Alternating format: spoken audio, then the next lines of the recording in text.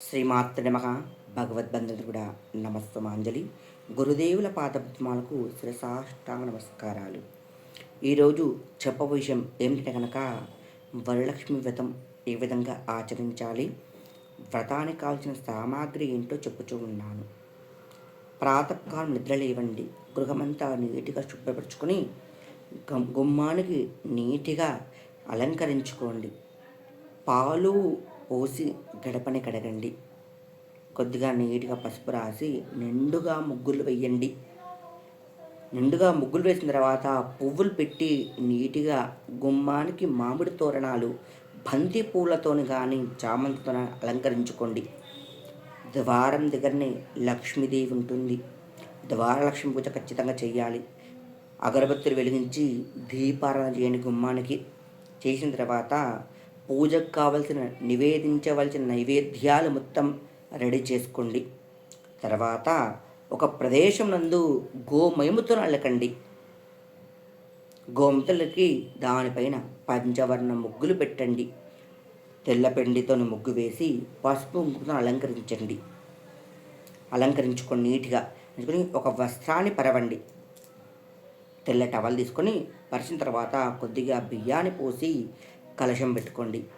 కలశానికి పసుపు రాసి గంధం కుంకుమతో నీట్గా అలంకరించుకోండి. కలశానికి వెండిది కానీ కలశము, రాగిది కానీ ఇత్తడిది కానీ కుదరని పక్షంలో మట్టి పాత్ర నుంచి ఆ కలశం ఉంచవచ్చు. కలశంలో జలాన్ని పొయ్యండి. చలామణ నాణ్యాన్ని కానీ బంగారు రూపరే కానీ వెండి రూపరే కానీ అందులో ఉంచండి. చలామణ నాణ్యం అంటే కనుక రూపాయి చెక్క కానీ, 2 రూపాయల చెక్క కానీ, 5 రూపాయల చెక్క కానీ, 10 రూపాయల చెక్క కానీ ఉంటాయి కదా, కాయిన్స్ ఒకటో రెండో అందులో వేయండి. వేసిన తర్వాత కలశానికి తోరణం కంకణం కట్టేయండి. కట్టేసిన తర్వాత కలశంలో మామిడి ఆకులు కొద్దిగా, మర్రి ఆకులు, రాగి ఆకులు, జువ్వి, మేడి ఈ పంచపల్లవాలు కలశంలో పెట్టండి. వరలక్ష్మీదేవికి ఈ పల్లవాలు ఖచ్చితంగా పెట్టాలి. పెడితే చాలా అనుగ్రహిస్తూ ఉంటుంది. నెగటివ్ ఎనర్జీ మొత్తం పోయి గృహం నందు పాజిటివ్ ఎనర్జీ వస్తూ ఉంటుంది.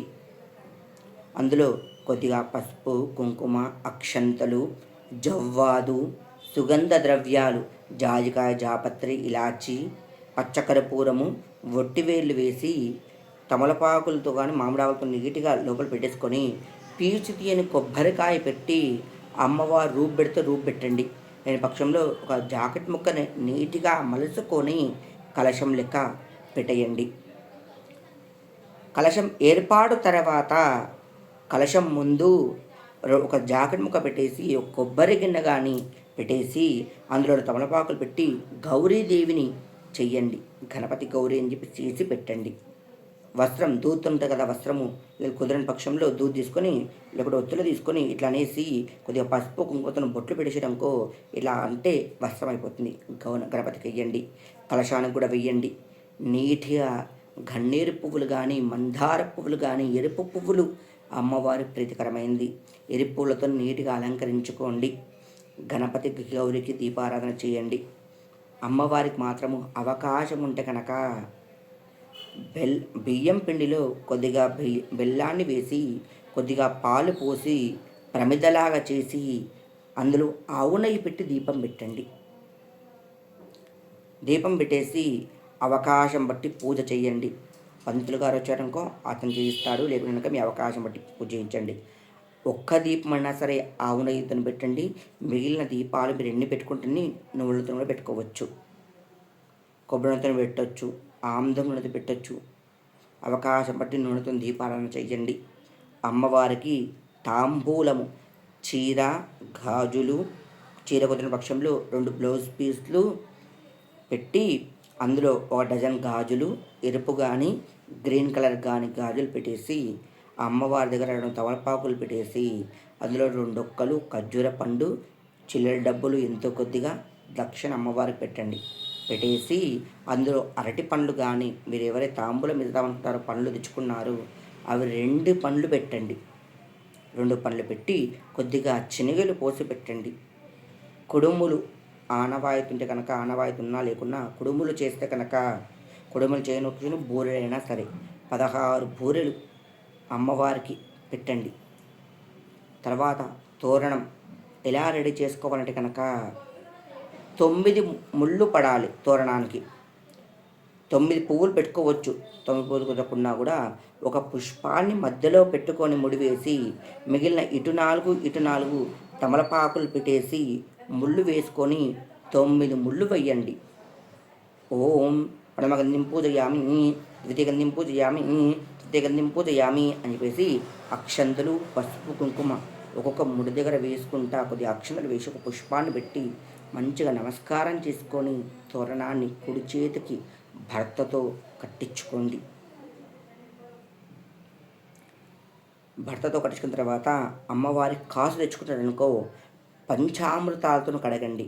లేని పక్షంలో ఆవు పాలతో కూడా కడిగి నీళ్ళతో మంచిగా నీటికి కడిగి గంధం కుంకుమ బొట్టు పెట్టి దారం తీసుకొని దారం నిండుగా పసుపు రాయండి. పసుపు రాసి కలశం పైన వెయ్యండి. పూజ అయిపోయిన తర్వాత మీ భర్తతోని తీసుకొని మెడలో కట్టించుకోండి. స్త్రీలు ఇలా కట్టించుకొని పూజ చేయండి. కనకధార స్తోత్రం చదవండి. అమ్మవారికి ఓం శ్రీ మహాలక్ష్మీదేవియే నమః అని స్మరిస్తూ ఉండండి.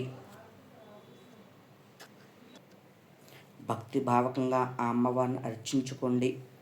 అంతేకాకుండా అమ్మవారికి ఇష్టమైన పదార్థాలు లక్ష్మీ గవ్వలు, చిల్లర డబ్బులు, గోమత చక్రాలు, తామర గింజలు, ఎర్రగురు గింజలు, చిట్టి గాజులు ఇవన్నీ అవకాశమున్న ద్రవ్యాలన్నీ కూడా పెట్టండి. శ్రీఫలం అంటే ఐడియా ఉండొచ్చు, శ్రీఫలం కూడా పెట్టండి. ఒక ఎర్రని గుడ్డలో ఇవన్నీ పోసి మంచిగా నీట్గా పూజ అయిపోయిన తర్వాత తెల్లవారి శనివారం తెల్లవారి ఇవి మొత్తం మూట కట్టి మీరు బీరువాలో ధనం పెట్టుకునే ప్లేస్లో పెట్టండి. ఆ అమ్మవారు ధనానికి ప్రసిద్ధైన అమ్మవారు కాబట్టి మీకు ఎలాంటి సమస్య ఉన్నా కూడా తీరుస్తుంది. ధనధాన్యాలు సమృద్ధి చేస్తుంది. అవకాశం ఉంది కనుక మంత్రం పెడతా.